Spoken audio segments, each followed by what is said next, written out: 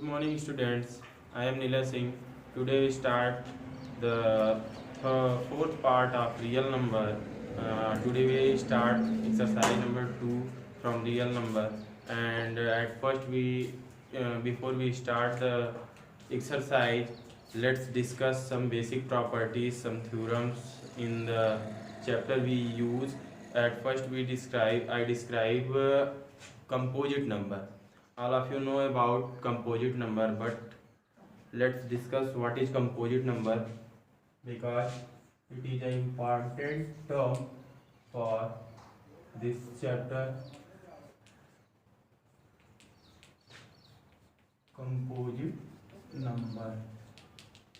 Composite number,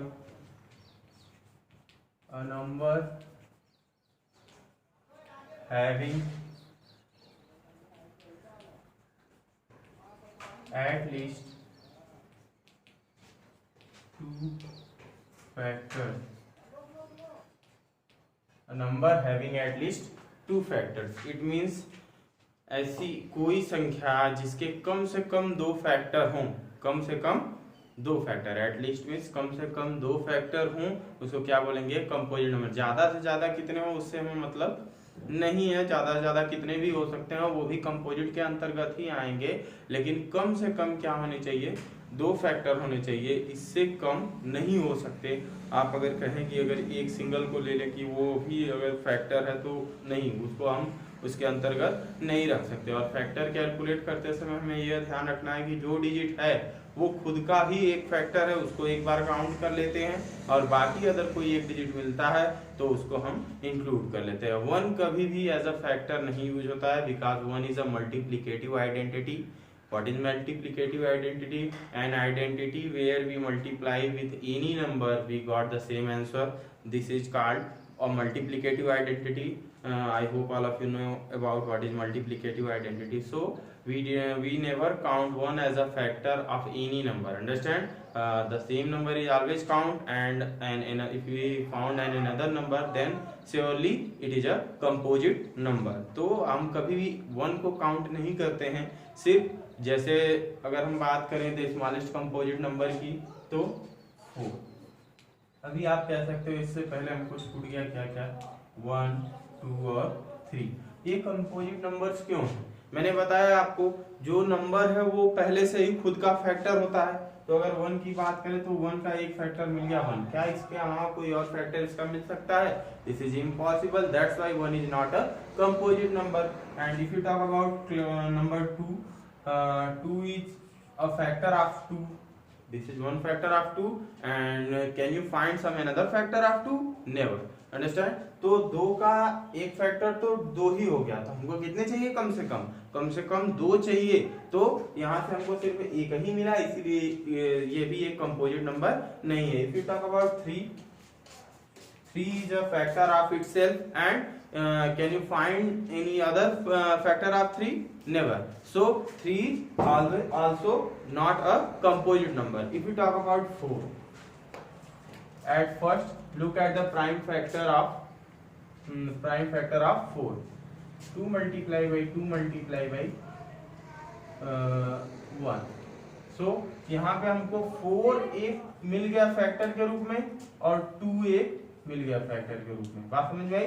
तो 4 के total कितने फैक्टर? हम 1 को काउंट नहीं करेंगे, और ये भी नहीं कि एक डिजिट अगर 2 बार का आ गया है उसके प्राइम फैक्टर में तो उसको भी काउंट कर लिया जाएगा। एक डिजिट एक ही बार काउंट किया जाएगा, यानी इसके टोटल कितने फैक्टर मिले? 2 फैक्टर मिले। जब 2 फैक्टर मिल गए तो ये क्या है? एक composite number. 4 is the smallest composite number, and 4 is the first composite number. अब 5 को देख लेते हैं। क्या 5 भी कंपोजिट नंबर है? नहीं, क्योंकि 5 का सिर्फ एक ही फैक्टर है 5। 1 को हमको काउंट करना नहीं है, तो 5 का सिर्फ एक ही फैक्टर निकलेगा। इसके बाद 6 का फैक्टर हम लोग देखेंगे तो 2 मल्टीप्लाई बाई 3, तो इसके टोटल 3 फैक्टर निकल गए। एक 6 खुद ही, एक 2 और एक 3। तो यहाँ से 6, 2 और 3 क्या हो गए? इसके 3 फैक्टर हैं। अब इसका ये मतलब नहीं है कि आपको 3 फैक्टर मिल गए तो आप कहोगे कि ये कंपोजिट नंबर है। 2 ही आपको मिलने चाहिए, 2 से ज्यादा मिल गए कोई दिक्कत नहीं है, वो भी क्या होगा? कंपोजिट नंबर के अंतर्गत ही आएगा। जाएगा। बात समझ में आई? तो कभी भी आपको क्वेश्चन कैसे क्रिएट किया जाएंगे, prove that the following number are composite number. जैसे सपोज करिए कोई एक नंबर दे दिया हमको, क्वेश्चन आपके क्लास में कैसे आएंगे, कैसे आपसे पूछे जाएंगे, उसके बारे में देखते हैं हम लोग।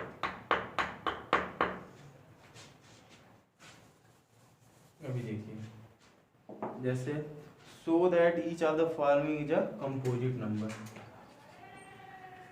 So that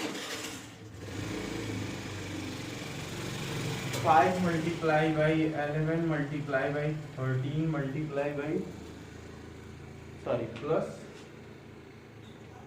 30। अभी इसको हमको प्रूव करना है क्या कि ये एक कंपोजिट नंबर है। पहले हम नंबर फाइंड कर लेते हैं, या फिर पहले इसको नॉर्मली हम सॉल्व कर लेते हैं, देन हम फाइंड कर पाएंगे कि ये कंपोजिट है कि नहीं। What is common in whole condition? पूरे सिचुएशन में अगर आप देखेंगे तो 13 is the common value in the situation. So at first we common 13 from this situation, we got 5 multiply by 11 plus 13 1 जा 30, and whenever we multiply by 5 with 11 we got 55 plus 1, and when we add 55 and 1 we got 56. So we can found that the number have two factor 13 and 56. अब इसका ये मतलब नहीं है कि 56 का भी हम प्राइम फैक्टर करके ढेर सारे फैक्टर के रूप में लिखें, ये जरूरी नहीं है। हमको सिर्फ ये शो करना है कि इसके कम से कम 2 फैक्टर होने चाहिए। अंडरस्टैंड? So it's prove. कैसे प्रूव किया हमने कि it's proved it is a composite number because it has 2 factor 13 and 56। Factor का मतलब क्या होता है? मल्टीपल करने के बाद हमको वही वैल्यू मिलनी चाहिए। अभी आप 56 का भी प्राइम फैक्टर करोगे तो ढेर सारे नंबर मिल जाएंगे, लेकिन हमको तो चाहिए सिर्फ 2, उससे ज्यादा हमको चाहिए नहीं। तो यहाँ से ये क्या है?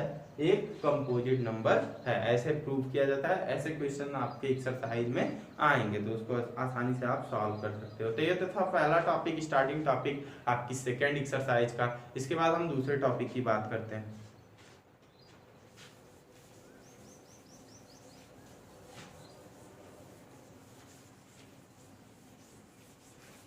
जो दूसरा टॉपिक है हमारे सेकेंड एक्सरसाइज का, fundamental theorem of arithmetic. Fundamental theorem of arithmetic. Let's start. Fundamental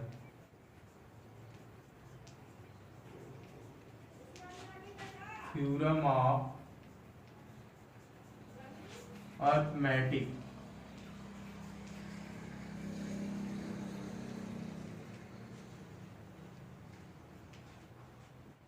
Fundamental theorem of arithmetic. What is fundamental theorem of arithmetic?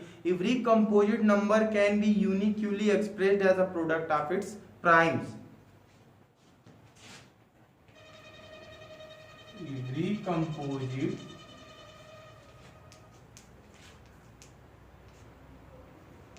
number can be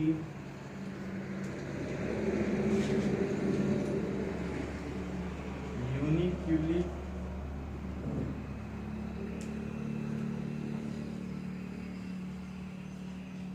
expressed. Every composite number can be uniquely expressed as a product of primes. As a product of prime. Except for the order in which these prime factors occurs. Except for the orders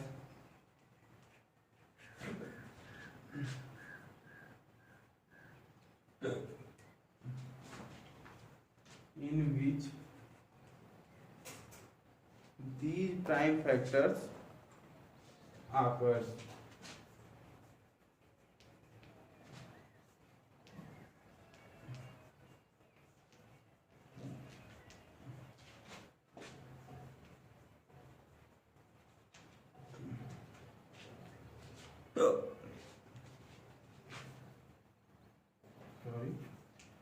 देखिए What is fundamental theorem of arithmetic? The fundamental theorem of arithmetic tells us every composite number can be uniquely expressed as a product of primes except for the occurs in which these prime factors occurs. What is this? Let us explain with an example. सबसे पहले हम बात कर लेते हैं actually में है क्या। जैसे आपको ये फंडामेंटल थ्योरम ऑफ अरिथमेटिक ये बताती है कि जितने भी नेचुरल नंबर्स होते हैं, वन को छोड़कर उसके बाद आने वाले जितने भी नंबर्स होते हैं, या तो वो प्राइम नंबर्स होते हैं या तो वो नंबर्स ऐसे होते हैं जिनका जब भी हम फैक्टर करेंगे तो हमें प्राइम नंबर से ही फैक्टर के रूप में मिलेगा। फिर से समझिएगा मैं क्या बताने की कोशिश कर रहा हूं कि फंडामेंटल थ्योरम ऑफ अरिथमेटिक हमें यह बताता है कि जितने भी नंबर्स अवेलेबल हैं वन को छोड़कर, नेचुरल नंबर की बात मैं कर रहा हूं, वन को छोड़कर, except one, all natural numbers are either a prime number और they are the factors of prime number. बात समझ में आई? तो या तो वो प्राइम नंबर होते हैं या तो वो क्या होते हैं, फैक्टर होते हैं प्राइम नंबर के रूप में। बात समझ में आई ना? जरूरी नहीं है कि सभी नंबर प्राइम ही मिल जाएं आपको। सपोज हम बात करते हैं जैसे वन को छोड़ दिया हमने, उसके बाद हमको मिलता है 2 3 4 5 6 डॉट डॉट डॉट इनफाइनाइट, कुछ भी मिल सकता है हमको। तो अब हम बात करते हैं 2 की। तो 2 क्या है? स्मॉलेस्ट प्राइम नंबर है, ये आप सभी लोग जानते हो। 3 क्या है? Second prime number. 4 क्या है? अब आप कह दोगे ये तो प्राइम नंबर है ही नहीं, आप कह रहे हैं कि जितने भी होते हैं इसके बाद सब प्राइम नंबर होते हैं। तो मैं ये नहीं कह रहा हूँ कि जितने होते हैं सब प्राइम नंबर होते हैं, लेकिन जितने नंबर्स 1 के बाद आते हैं अगर उनका हम प्राइम फैक्टराइजेशन करते हैं, प्राइम फैक्टराइजेशन मतलब उसको फैक्टर्स को प्राइम नंबर्स के रूप में चेंज करना ही प्राइम फैक्टराइजेशन कहलाता है। बात समझ में आई ना? तो यहाँ से सीधे से मतलब यही है कि जितने भी नंबर्स हमको मिलेंगे अगर हम उनके फैक्टर करेंगे या तो वो पहले से ही प्राइम नंबर में होंगे या तो अगर हम उनका फैक्टर करेंगे तो जो फैक्टर्स हमको मिलेंगे वो प्राइम नंबर के रूप में मिलेंगे। जैसे 4 का हम फैक्टर करते हैं तो क्या मिलेगा हमको? 2 मल्टीप्लाई बाई 2। अब देखिए इसके दोनों फैक्टर क्या है? प्राइम नंबर है। क्यों? 2 ही प्राइम नंबर, 2। फिर उसके बाद 5 तो पहले से ही प्राइम नंबर है तो इसका फैक्टर हो ही नहीं सकता। फिर 6 का करेंगे तो 2 मल्टीप्लाई बाई 3, तो यहाँ से 2 भी प्राइम नंबर, 3 भी प्राइम नंबर। आगे बढ़ते हैं, 7 खुद प्राइम नंबर है, 8 2 2 जा 4 2 जा 8, तो इसके सारे फैक्टर्स किसमें हैं? प्राइम नंबर है। बात समझ में आ रही है ना? तो कोई भी नंबर आप चूज करोगे हमेशा वो क्या होगा? प्राइम नंबर के रूप में ही यूज होगा। बात समझ में आई? अभी देखिए आगे देखते हैं हम लोग। कोई और एक बड़ा नंबर चूज कर लीजिए, जैसे हमने चूज कर लिया 36 का प्राइम फैक्टराइजेशन जब हम करेंगे तो 2 1 जा 2 2 8 जा 16 2 9 जा 18 3 3 जा 9 3 1 जा 3। तो यहाँ से उसके कितने फैक्टर मिले 36 के? 2 multiply by 2 multiply by 3 multiply by 3, यानी इसका क्या हो गया? हमको ये 4 वैल्यूज मिली, चारों क्या है? प्राइम नंबर है। बात समझ में आई ना?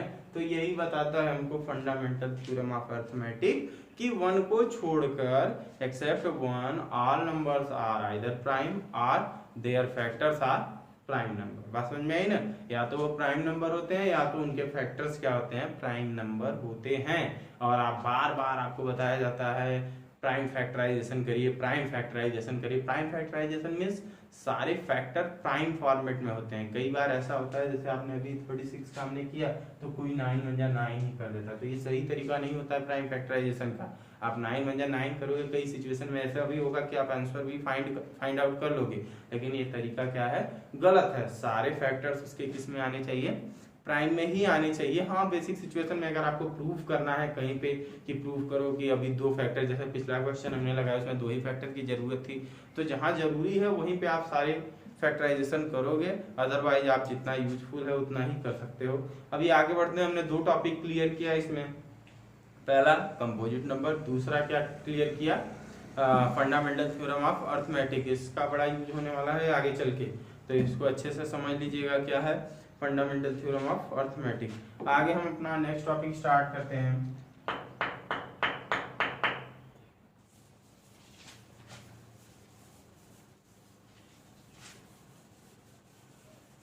दो टॉपिक हमने क्लियर कर दिया है।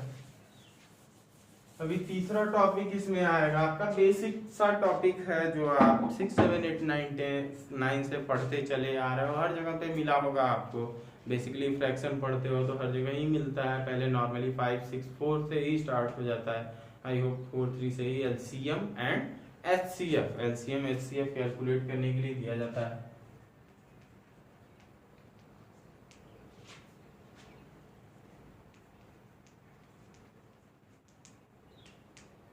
पहले फुल फॉर्म देख लेते हैं, एलसीएम एचसीएफ। सो कई बार बच्चे कंफ्यूज हो जाते हैं, जैसे एचसीएफ का हाईएस्ट कॉमन फैक्टर, एलसीएम का भी कोई पूछ दिया तो गलती से बोल देते हैं लोएस्ट कॉमन फैक्टर। नहीं, lowest common multiple highest common factor. अब इसका मतलब क्या होता है, कोई भी दो सीरीज दी जाएगी, दो नंबर दिए जाएंगे, उनके प्राइम फैक्टर करेंगे, उसमें लोएस्ट कॉमन फैक्टर मतलब हर एक वैल्यू को लिया जाएगा, छोटी से छोटी वैल्यू को। हाईएस्ट कॉमन फैक्टर जो सब में कॉमन है सिर्फ उसी को चूज किया जाता है।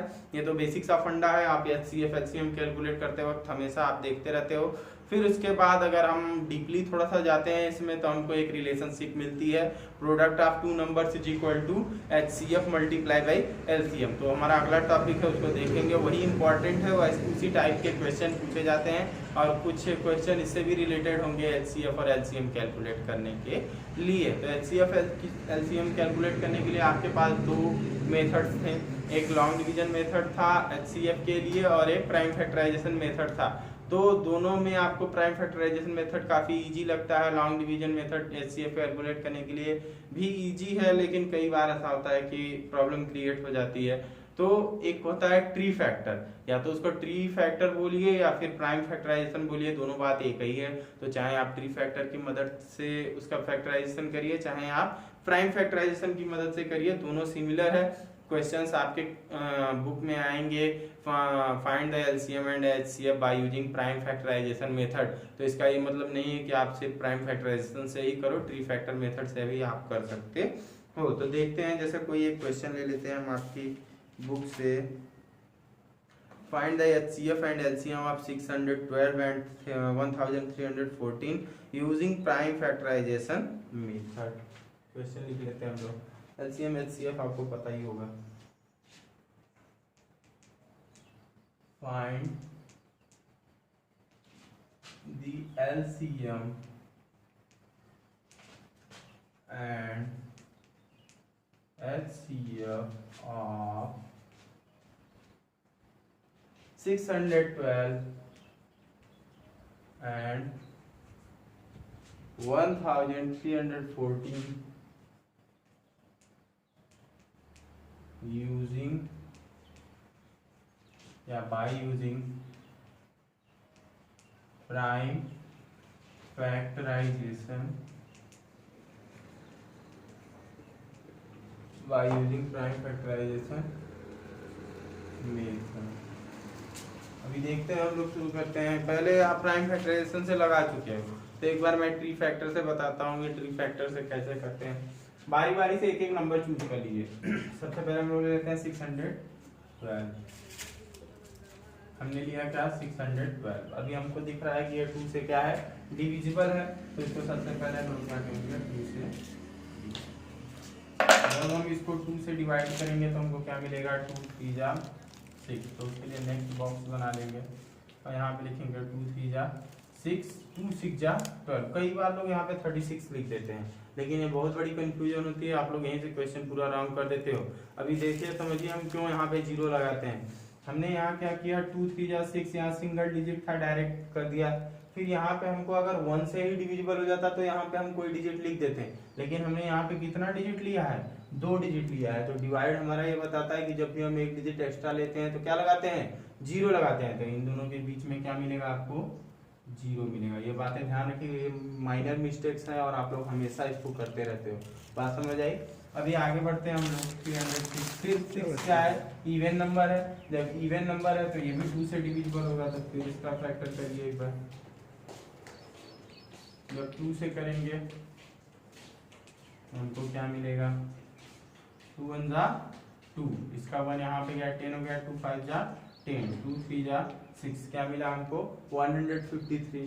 अब 153 किसके टेबल में आता है सभी को पता होगा, 3 से भी ये डिविजिबल है, 17 से भी। तो कई बार 17 ही डायरेक्ट यूज कर लेते हैं लोग, तो ऐसा नहीं करिएगा, वहां पे आपको आसानी से मिल जाएगा। आप 3 से डिविजिबिलिटी चेक करने का रूल आपको पता होगा कि सारे नंबर्स को ऐड कर दो, अगर वो जो ऐड करने पे वैल्यू आई है वो 3 से डिविजिबल है तो इसको हम आसानी से 3 से डिवाइड कर सकते हैं। जरा ऐड करके देखिए, 1 + 5 + 3 = 9। तो 9 3 के टेबल में आता है, 3 से डिविजिबल है, यानी ये नंबर भी 3 से क्या होगा डिविजिबल होगा। तो 3 को लेते हैं हम लोग, 3 5 जा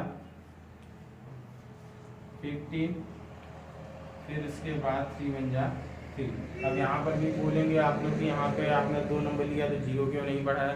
ये स्टार्टिंग के डिजिट्स हैं, यहाँ आपको 0 लगाने हैं, कंपलसरी नहीं है। बात समझ में आई। तो यहाँ से आपको क्या मिल गया, 3 1 जा 3 3 1 जा 1, क्योंकि ये पूरा डिजिट क्या था डिविजिबल था। अगर नहीं होता तो हम क्या होते 0, अगर इसके आगे 0 लगाते भी हैं तो उसको कोई फायदा है, कोई मतलब नहीं है। तो यहाँ स्टार्टिंग में अगर आप 2 डिजिट लेते हो, 3 डिजिट लेते हो, कोई मतलब है नहीं। अगर वो टेबल में आते होंगे, उनको डिविजिबल करते होंगे तभी पॉसिबल होगा, अंडरस्टैंड। तो यहाँ से हो गया 51। अभी यहाँ से इसको करेंगे, फिर 3 से एक बार डिविजिबल है, तो यहाँ क्या आ गया 17। जब भी हमारा एंडिंग पॉइंट किसी प्राइम नंबर से फिनिश होगा तो वहीं पे ट्री फैक्टर को फिनिश कर देंगे, अंडरस्टैंड। इसके आगे हमको ले जाने की जरूरत नहीं है। तो हमारा लास्ट क्या डिजिट है 17, और सभी जानते हैं कि 17 क्या है, एक प्राइम नंबर है। आगे बढ़ते हैं हम लोग, दूसरा लेते हैं, चूज करते हैं। हमारे पास है 1314, तो इसका ले रहे हैं हम लोग। इसका भी फैक्टर करेंगे वैसे ही, 14 है, 2 से डिविजिबल आसानी से हो सकता है, तो फिर 2 हमने चूज कर लिया। फिर इसके बाद हमको मिलेगा 2 6 जा 12, 2 5 जा 10, 2 7 जा 14। आगे बढ़ते हैं हम लोग, अभी चेक करते हैं क्या ये 3 से डिविजिबल है कि नहीं। तो 3 से डिविजिबल हो सकता है। 6 5 11 11 में 7 ऐड करेंगे 18 पे आ जाएंगे, तो 18 ऑब्वियस है कि 3 के टेबल में आ सकता है, तो इसलिए ये भी 3 से डिविजिबल होगा। तो 3 से इसको जब भी करेंगे तो हमको मिलेगा क्या, 3 2 जा 6, 3 1 जा 3, 3 9 जा 27, 219। Once again we check is this divisible by 3, so add 9 1 10 10 to 12, 12 आ गया, यानी ये क्या है डिविजिबल है 3 से। तो एक बार फिर 3 से करिए, क्या मिलेगा हमको, 3 7 जा 21, 3 3 जा 9, 73 मिल गया।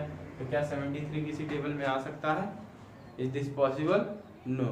अभी देखते हैं एक बार फिर, 3 7 जा 21, तो यहाँ 3 लगा दीजिए, 3 7 जा 21, 3 3 जा 9। तो 73 किसी भी नंबर से डिविजिबल नहीं है, क्यों, क्योंकि 73 इज अ प्राइम नंबर। तो मैंने बताया है कि ट्री फैक्टर तभी फिनिश कर देंगे जैसे ही हमको लास्ट में क्या मिल जाएगा, प्राइम नंबर मिल जाएगा। अभी हम आगे देखते हैं इसका फैक्टर हमको क्या क्या मिला। जैसे 612 का फैक्टर देखते हैं। 612 का फैक्टर क्या मिला हमको, 2 multiply by 2 multiply by 3 multiply by 3 multiply by 17। अगर इसको पावर के रूप में लिखेंगे तो 2 square multiply by 3 square multiply by 17। और वहीं on the other hand if you talk about the prime factor of 1314, we found 2 multiply by 3 multiply by 3 multiply by 73। 2 multiplied by 3 multiplied by 73, change into base and power, we got square of 3 and 73। तो हमको ये मिल गया इसका prime factor. अभी हम बात करते हैं, हमको 2 चीजें निकालनी थी, क्या, HCF और LCF। तो देखते हैं,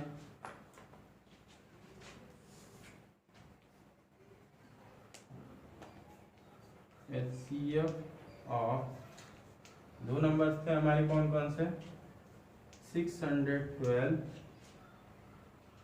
एंड 1314। तो HCF कैलकुलेट अभी हमने पावर में कन्वर्ट किया है। नॉर्मली हम जानते हैं कि जो वैल्यूज दोनों सिचुएशंस में कॉमन रहती हैं हम उसको क्या करते हैं, चूज कर लेते हैं। अभी इसके बाद जो वैल्यू कॉमन भी रहती है उसको भी चूज करते हैं, जो बच जाती हैं उसको भी हम क्या कर लेते हैं, चूज कर लेते हैं। तो यहाँ से हम लिखेंगे product of common terms with lowest power. ये HCF निकालने के लिए आपने पावर में चेंज किया है, तो लिखेंगे product of common terms with lowest power.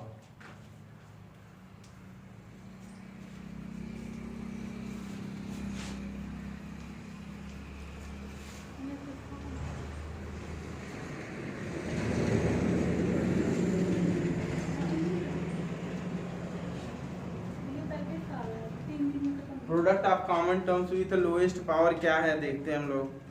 अब देखिए यहाँ पे लोएस्ट पावर दोनों में कंपेयर करेंगे। जैसे हमने 2 को चूज किया तो इसमें 2 की पावर कितनी है 2 और इसमें 2 की पावर कितनी है 1। तो यहाँ पे बता रहा है क्या, choose the products which have lowest power, यानी जिसके पास लोएस्ट पावर है तो लोएस्ट पावर इसके पास है। मैंने बताया आपको कि जहाँ कोई डिजिट नहीं रहता है वहां 1 चूज कर लेते हैं, because 1 is a multiplicative identity, that's why we choose 2 power 1। सो 2 power 1 and here 3 power 2 and 3 power 2. In both situation the numbers are same, that's why we choose 3 power 2. Is this any number common? No. अब कोई भी number इसमें common नहीं है, इसीलिए हम क्या करेंगे, यही पे हमारा प्रोसेस क्या होता है, फिनिश होता है। अभी देखिए यहाँ से 17 भी मिला था क्या हमको, 17 इसमें तो है लेकिन इसके प्राइम फैक्टर में हमको 17 नहीं मिला है। तो यहाँ से क्या हो जाएगा इसका HCF 2 मल्टीप्लाई बाई 3 3 जा 9, 9 2 जा 18। Hence the HCF of 612 and 1314 is 18. After that we calculate the LCM of both numbers.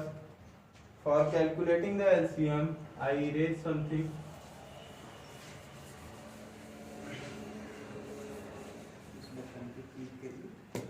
Now we calculate the LCM of 612 and 1314.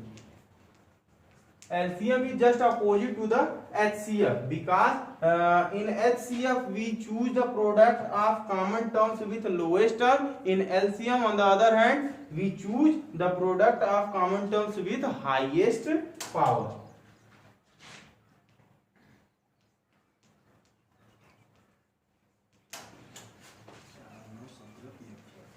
Product of common terms with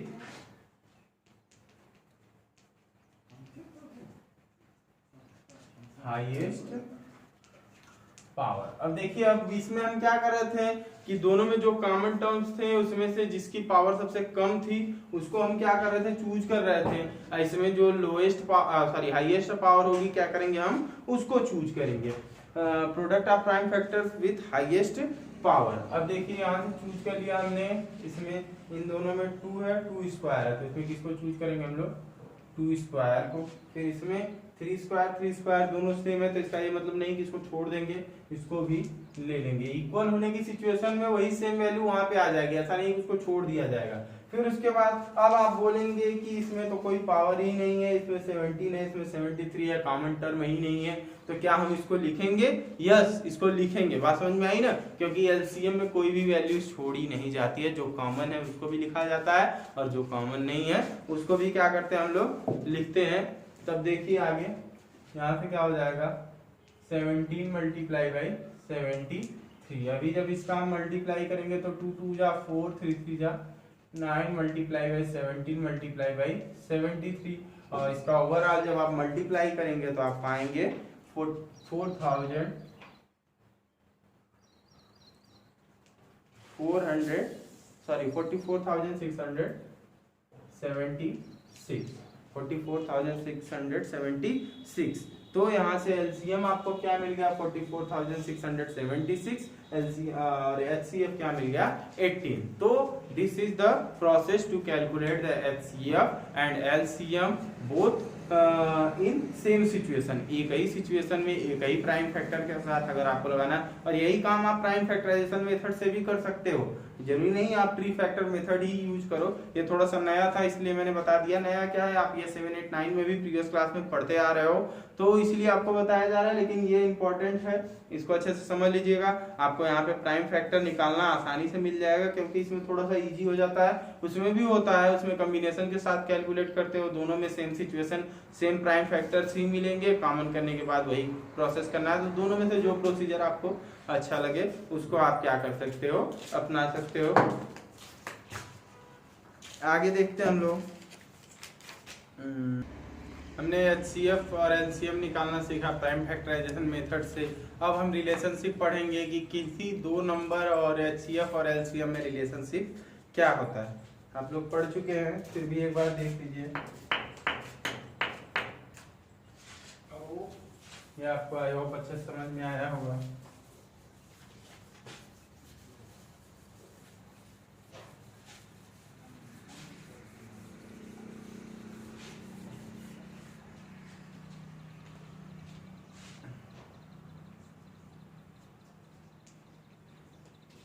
Product of two numbers is equal to LCM multiply by HCF, यानी दो numbers का product क्या होता है, LCM और HCF के क्या होता है, इक्वल होता है। सपोज करिए अगर हमको कोई क्वेश्चन दे दिया जाए कि the HCF and LCM of two number is the HCF of two numbers is 8 and first number is कुछ भी बता दे और सेकंड नंबर इज कुछ, ऐसे करके number they they, find the LCM। तो इस रिलेशनशिप से आप निकाल सकते हो। इसमें कोई 2 या कोई 3 देगा, आपसे कुछ न कुछ पूछेगा, जैसे क्या क्या दे सकता है। उसके लिए हम एक एग्जांपल ले लेते हैं। एग्जांपल क्या, आपकी बुक से ही क्वेश्चन ले लेते हैं। The HCF of two number, question number 3 उठा रहे हैं हम। The HCF of two numbers is 23। Given में क्या दिया हुआ है हमको, solution of question number 3 given में दिया है HCF of two numbers is 23 and their LCM is, LCM कितना दिया है 1449। If one of the numbers is 161, find the other, यानी दो नंबर्स की बात की जा रही है। अगर एक नंबर दिया है तो दूसरा नंबर क्या होगा, उसके बारे में हमको चर्चा करनी है। तो इन दोनों में से अगर फर्स्ट नंबर कितना है, इसको एज अ फर्स्ट नंबर ले लीजिए। फर्स्ट नंबर इन सब में से कितना है, दोनों में से 161 है। तो हम देखते हैं कि कैसे इसको सॉल्व करेंगे। 23 हम जानते हैं HCF multiply by LCM is equal to product of two numbers. अगर शॉर्ट फॉर्म में लिखना चाहे तो first number multiply by second number. तो यहाँ से मान लीजिए let the second number be x। Now put all the values. What is the value of HCF? 23. What is the value of LCM? 1449. What is the value of first number? 161. What is the value of second number? We let the value of second number is x, so write x. Now we have a relationship with is equal to when we got a relationship with is equal to, we separate the variables in other side and non variables in other side। बात समझ में आई। तो जब भी हमको ऐसा कुछ situation मिलता है, इक्वेशन बनता है, तो हम क्या करते हैं, वेरिएबल्स को एक साइड कर लेते हैं, नॉन वेरिएबल्स को एक साइड। तो 161 इधर क्या कर रहा है, मल्टीप्लाई, ट्रांसफर करेंगे तो इधर आगे क्या करेगा, डिवाइड। तो 23 मल्टीप्लाई बाई 1449 अपॉन 161। अभी इसको सॉल्व करेंगे तो 23 7 जा 161, 7 3 जा 21, 7 2 जा 14 2 17। तो 1449 upon 7 is equal to x। लिखने का पैटर्न आप सुधारा करिए, क्योंकि अपॉन के ठीक बीच में इज इक्वल टू लगाया करिए। आपका लिखने का पैटर्न क्या होता है, रब पे अगर आप क्वेश्चन सॉल्व करना शुरू कर दिए तो इज इक्वल टू यहाँ लगाओगे, अपॉन यहाँ। तो ये सरासर क्या है, रॉन्ग पैटर्न है, इसको मत फॉलो किया करिए। थोड़ा सा कॉपी आप जितनी स्मार्ट तरीके से रखोगे लिखोगे उतना एग्जामिनर आपसे खुश होगा। और कहीं अगर रेयर सिचुएशन में कुछ गलत भी दिख रहा होगा तो उसकी मेंटेलिटी अगर अच्छी होगी तो वो उसको सही कर सकता है या सही मार्क्स आपको दे सकता है, उसके उचित मार्क्स आपको मिल सकते हैं। तो हमेशा कॉपी को साफ सुथरा लिखने का अभी से प्रयास करिए ताकि आपको बोर्ड में जाकर कोई दिक्कत न मिले। चलिए देखते हैं 7 2 जा 40, 7 7 जा 49, क्योंकि 2 डिजिट लिया इसलिए हम बीच में क्या लगाएंगे 0। तो सेकेंड नंबर हमको क्या मिला 207। ऐसे ही कई बार हमको दे देता है प्रोडक्ट ऑफ 2 नंबर्स, यानी इन दोनों नंबर का मल्टीप्लाई करके दे देता है। तो बच्चे कंफ्यूज हो जाते हैं कि अरे फर्स्ट नंबर सेकंड नंबर तो दिया ही नहीं है, तो वो दोनों का मल्टीप्लाई करके पहले से ही हमको दिया जाता है, तो उसमें कभी कंफ्यूज नहीं होइएगा।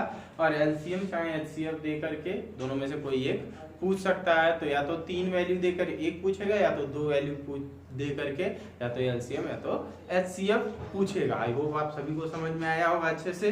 तो इसका घर पे प्रैक्टिस करिएगा। क्वेश्चन नंबर आप सभी लगा सकते हो क्योंकि आपको पहले से ही पता है। कई बार एलसीएम एचसीएफ निकालने में जहाँ लार्जेस्ट वैल्यू पूछी जाती है और ग्रेटेस्ट वैल्यू पूछी जाती है वहाँ एचसीएफ कैलकुलेट कर लीजिएगा। जहाँ स्मॉलेस्ट वैल्यू पूछी जाती है वहाँ पे एलसीएम कैलकुलेट कर लीजिएगा। बेल वाले और टाइम वाले जितने भी क्वेश्चन होंगे, वॉच वाले जितने भी क्वेश्चन होंगे उस पे एलसीएम कैलकुलेट करिएगा। तो इस एक्सरसाइज को मैं आप पर छोड़ता हूँ, जितना क्वेश्चन होगा इसमें से आप लगा लीजिएगा। जो भी क्वेश्चंस आपको नहीं आएंगे वो पूछ लीजिएगा। तो आज के लिए आपका होमवर्क है एक्सरसाइज 2। इस एक्सरसाइज में ऐसे रेयर ही क्वेश्चन मिलेंगे जिन्हें आप न लगा पाओ या आपको नहीं आए। जो भी क्वेश्चन नहीं आएंगे उसको व्हाट्सएप के थ्रू आप मुझसे पूछ लीजिएगा आगे। फिर उसके बाद सॉरी अभी हम आगे देखेंगे अगले सेशन में, मतलब अगली क्लास में हम देखेंगे अपना जो भी है। अब इसके बाद एक्सरसाइज 3 स्टार्ट करेंगे, जिसमें आपको मिलेगा terminating decimal, non terminating decimal और सिंपलेस्ट फॉर्म में चेंज करना किसी भी नंबर को, कैसे आप सिंपलेस्ट फॉर्म में चेंज करोगे तो वो हम कल की क्लास में देखेंगे। आज के लिए इतना ही। आज हमने पढ़ा क्या, सबसे पहले 4 टॉपिक मैंने डिस्कस किया है यहाँ पे। पहला टॉपिक जो था हमारा क्या था, कंपोजिट नंबर। कंपोजिट नंबर क्या होता है वो बता दिया मैंने। नेक्स्ट था हमारा फंडामेंटल थ्योरम ऑफ अर्थमेटिक, उसके बारे में भी हमने डिस्कस कर लिया कि फंडामेंटल थ्योरम ऑफ अर्थमेटिक क्या होता है। उसके बाद हमने बात की एचसीएफ और एलसीएम कैलकुलेट करने के लिए प्राइम फैक्टराइजेशन मेथड से। तो इसके लिए 2 मेथड्स हैं। प्राइम फैक्टराइजेशन मेथड आप पहले से ही जानते हो, इसके लिए मैंने एक ट्री फैक्टर बताया, उसको भी देख लीजिएगा। अगर जो आपको इजी लगता हो उसको आप सॉल्व करिएगा। कंपलसरी नहीं है दोनों में से कि आप ट्री फैक्टर ही लगाओ या फिर वो लगाओ, दोनों में से जो आपको इजी लगे वो आप कॉपी कर सकते हो। इसके बाद हमने पढ़ा क्या, रिलेशनशिप ऑफ 2 नंबर। देखिए ये 2 नंबर में बार बार रिपीट कर रहा हूँ, तो कभी ये मत समझ लीजिएगा कि हाँ 3 नंबर के लिए भी ये फार्मूला सही होगा। सिर्फ ये पॉसिबिलिटीज 2 नंबर के एचसीएफ एलसीएम के लिए ही होती है। 2 से ज्यादा नंबर के लिए कभी भी ये नहीं हो सकती है, सिर्फ 2 नंबर के लिए ही होती है। तो first number multiply by second number is equal to HCF multiply by LCM. ये रिलेशनशिप हमने पढ़ा है, इसमें कोई 3 देगा, चौथा पूछ सकता है आपसे। एलसीएम एचसीएफ फर्स्ट नंबर देखिए, सेकंड नंबर जैसे हमने एक एग्जांपल पढ़ा उसमें सेकंड नंबर पूछा गया था। कई बार ऐसे भी दे दिया जाता है कि product of 2 numbers is sorry for the disturbance. तो कई बार ऐसा होता है हमको कि प्रोडक्ट दे देता है तो बच्चे कंफ्यूज हो जाते हैं कि अरे यार इसमें फर्स्ट नंबर सेकंड नंबर तो दिया ही नहीं, हम इसको सॉल्व कैसे करेंगे। तो फर्स्ट नंबर सेकंड नंबर का, जैसे कोई फर्स्ट नंबर सेकंड नंबर दे दिया 3 और 2, ये फर्स्ट नंबर सेकंड नंबर है, इसका एलसीएम कुछ है एचसीएफ कुछ है। अभी ये मैं सपोज कर रहा हूँ, इसका एलसीएम एचसीएफ तो निकालोगे तो एलसीएम तो निकलेगा, एचसीएफ सिर्फ 1 ही आएगा। तो ऐसे कोई पॉसिबिलिटीज नहीं है। तो यहाँ पे आप देखोगे तो ऐसे नंबर दे दिया जाएगा। अब कई बार इन दोनों की बजाय क्या दे दिया जाएगा, 6 दे दिया जाएगा। तो 6 जब दे दिया जाएगा तो आप डायरेक्टली 6 रख दीजिएगा यहाँ प्रोडक्ट ऑफ 2 नंबर्स की जगह पे। बात समझ में आई ना, यहाँ 6 रख देंगे। अब कहेगा अगर इनका एचसीएफ 1 है तो इनका एलसीएम निकालो तो एलसीएम क्या हो जाएगा, 6 हो जाएगा। बात समझ में आई ना। तो प्रोडक्ट ऑफ 2 नंबर जब भी दिए जाएंगे तो डायरेक्टली आप उसकी वैल्यू ही रख दीजिएगा। अंडरस्टैंड। आज के लिए सिर्फ इतना ही। Thank you, have a nice day, stay safe at your home.